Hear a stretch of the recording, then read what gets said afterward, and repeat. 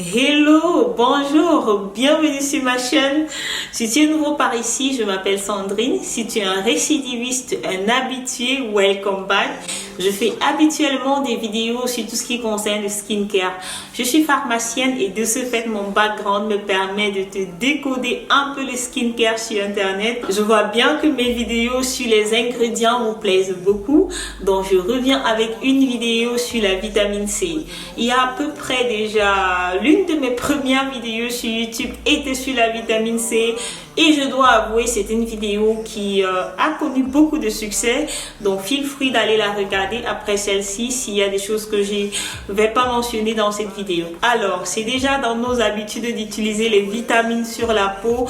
On a la vitamine A qui est du rétinol, la vitamine B5 qui est le panthénol et la vitamine B3 qui est le niacinamide. Bref, on est vraiment sur la vitamine sur la peau appliquée de manière topique. La vitamine C est un ingrédient difficile à formuler parce qu'il est soluble dans l'eau et pour passer vraiment la peau, ça sera un peu difficile. La vitamine C est un ingrédient très sensible. La vitamine C va s'oxyder avec l'air, la vitamine C va s'oxyder avec les UV. Donc vraiment, côté packaging, la vitamine C doit être bien emballée pour qu'elle ne se détériore pas. Dans cette vidéo, tu vas entendre des mots comme oxyder, oxydoréduction, etc.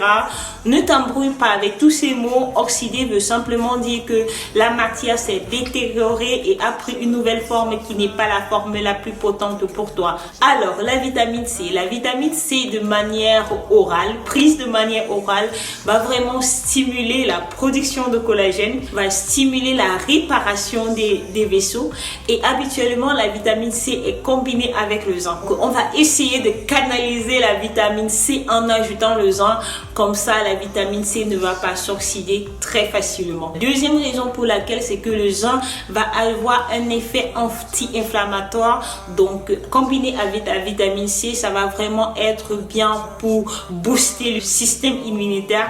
Et un système immunitaire boosté va vous empêcher d'avoir des petits bobos. Je ne vais pas citer les noms des maladies ici, mais vraiment avec un bon système immunitaire, même votre peau sera un peu plus belle. Il y a beaucoup d'études qui ont été faites avec la vitamine C et l'acide ferulique accompagné de la vitamine E de la marque SkinCeutical parce que SkinCeutical est vraiment le pionnier de cette combinaison-là pour essayer de garder la vitamine C dans sa formule la plus potente. Quelle est la formule la plus potente de vitamine C? Parce que je sais qu'il y a beaucoup de vitamine C là dehors, les sérums, les lotions, les crèmes, etc.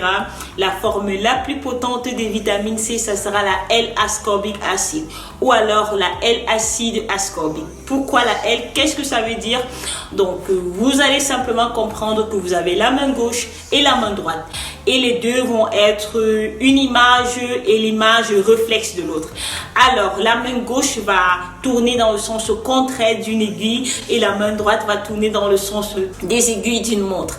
Alors, et c'est cette forme qui tourne dans le sens contraire qu'on appelle la forme L, acide ascorbique, qui sera vraiment la forme la plus potente pour utiliser sur la peau. Donc, si vous voyez votre sérum où on n'a pas mentionné concrètement que c'était la L, acide ascorbique qu'on a utilisé, ça va dépendre de vous. Achetez, mais vous prenez des risques que ça ne sera pas assez potent. Pour séparer la forme L et la forme R, ce sera un peu difficile et ça sera coûteux, donc d'où un certain prix, notamment pour la vitamine C. Alors, le deuxième point que j'ai mentionné préalablement, c'est que la vitamine C s'oxyde très rapidement parce qu'elle-même, elle est un grand réducteur. La vitamine C va s'oxyder avec l'air, la vitamine C va s'oxyder à la présence des rayons lumineux. C'est pour ça qu'au départ, votre vitamine C qui était déjà transparente va finir par être orangée ou etc. J'ai une question qui m'a été posée dans ma dernière vidéo. Sandrine, ma vitamine C vient déjà de manière jaune. Comment je dois savoir si elle s'est oxydée ou pas? Vous allez simplement regarder parce que je crois que j'ai dans ma salle de bain une vitamine C qui est déjà oxydée. Regardez la vitamine C, vous allez bien constater que la couleur qui était jaunâtre a viré au orangé et là, à ce moment, vous savez déjà que votre vitamine C s'est oxydée. Est-ce qu'une une vitamine C oxydée, vous devez l'utiliser. Je vais dire que ça va dépendre de vous. Faut savoir que ces réactions d'oxydoréduction sont vraiment un push, un push. Donc ce sont des réactions qui vont balancer. C'est pas des réactions qui vont rester équilibrées. Donc la vitamine C qui est déoxydée peut être encore réduite, etc. Mais en grosso modo, le pourcentage de vitamine C potent va diminuer. Je vais vraiment prendre un pourcentage comme ça bête, du coup de 40%. Donc vous avez peut-être simplement 40 ou 30% de chances que votre vitamine C marche encore. Mais je ne vous conseille pas de jeter votre produit parce que vous avez utilisé, vous avez dépensé de l'argent pour cela. Donc, c'est pas mal si vous continuez à l'utiliser. Mais néanmoins, juste ce conseil pour vous dire que si vous avez déjà ouvert votre sérum de vitamine C, ce sera vraiment important de l'utiliser jusqu'à sa fin. Alors, le packaging joue un très grand rôle dans la vitamine C parce que si vous avez un packaging, la bouteille est carrément transparente, ça vaut pas la peine parce que une fois que vous avez placé dans votre salle de bain, je ne sais pas si vous avez 2 fenêtres dans votre salle de bain, cette bouteille là va s'oxyder en espace de 2 semaines.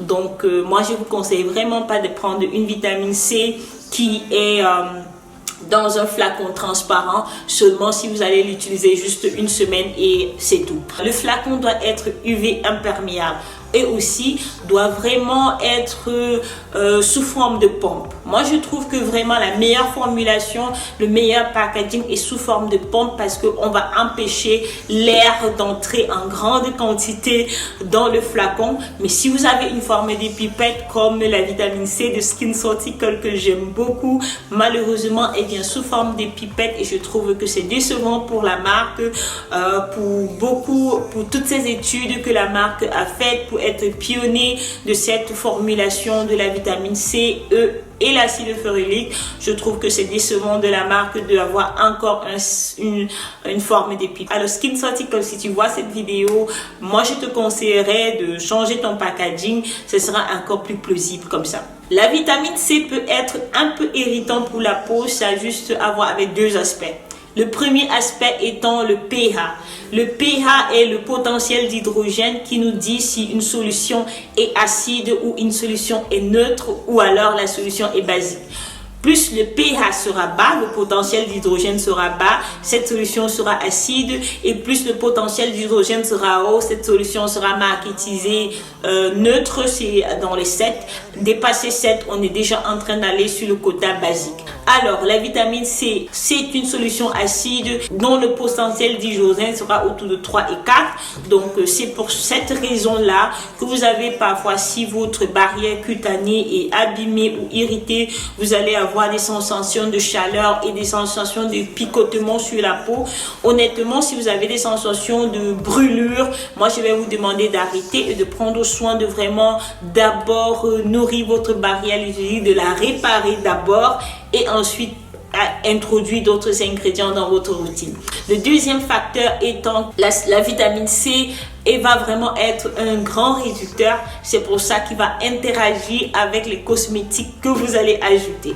Donc, moi, je conseille vraiment, si vous allez dans la route de la vitamine C, je sais qu'il y a un mythe qui se balade sur Internet pour lequel on ne peut pas utiliser la vitamine C avec le niacinamide. J'essaie de comprendre pourquoi, parce que quelque part là, il y a quand même une petite réaction d'oxydoréduction qui se passe. Il peut avoir des irritations scientifiquement parlant, mais ces études qui ont été faites sont des études qui ont été faites il y a plusieurs années, des décennies de cela. Donc moi je pense qu'il y a cette formulation de Paola Choice, je ne me rappelle pas exactement le produit de chez Paola Choice qui a la vitamine C et le niacinamide à l'intérieur, et je n'ai pas vraiment des retours des clients ou des retours des gens qui ont utilisé le produit que le produit ne serait pas bon et irritant pour la peau. Donc, mais par contre, prenez en compte le pH, le potentiel d'hydrogène de la solution, parce que si par exemple vous voulez utiliser votre vitamine C et vous utilisez d'abord votre lotion à base d'acide salicylique qui a déjà un potentiel bas, ça ne va pas déranger si vous apportez votre vitamine C au-dessus. Mais par contre, ça peut irriter votre peau tout simplement parce que Vous avez un acide, ajouté à un acide, ça peut être trop pour votre peau, dépendamment de la tolérance de votre peau. Donc c'est surtout le potentiel d'hydrogène que vous devez regarder avec la vitamine C et la potentialité que votre peau puisse être irritée pour cela. Je récapitule, la vitamine C va agir sur la production de collagène, va avoir une action anti-tache sur ta peau, va combattre les radicaux libres, va redonner l'éclat à ta peau, protéger ta peau contre les UV. Pour la vitamine C n'est en rien l'écran solaire, ne remplace en rien ta crème solaire, mais va vraiment lutter contre ces radicaux pour que ces radicaux n'abîment pas l'ADN de ta peau. Comment utiliser la vitamine C? Moi, j'utilise généralement la vitamine C le matin, parce que j'ai beaucoup de sérums, d'autres antioxydants que j'utilise. Le soir, je vais utiliser d'autres produits parce que si je veux utiliser l'effet antioxydant de la vitamine C, ça sera préférable pour moi de l'utiliser le matin pour combattre les radicaux libres et les rayons lumineux. Mais aussi, vous pouvez l'utiliser le soir. Il n'y a rien qui dit que vous ne pouvez pas utiliser votre vitamine C le soir. Mais comme je dis, je préfère l'utiliser le matin à cause de cet effet antioxydant. Si tu as suivi la vidéo jusqu'ici, si tu as appris quelque chose venant de moi, si tu as aimé mes vibes sur cette vidéo, alors laisse un like et laisse-moi dans les commentaires la vitamine C que tu as utilisée, que tu conseillerais à ta mère, à ta copine, parce que je crois que ça permet aussi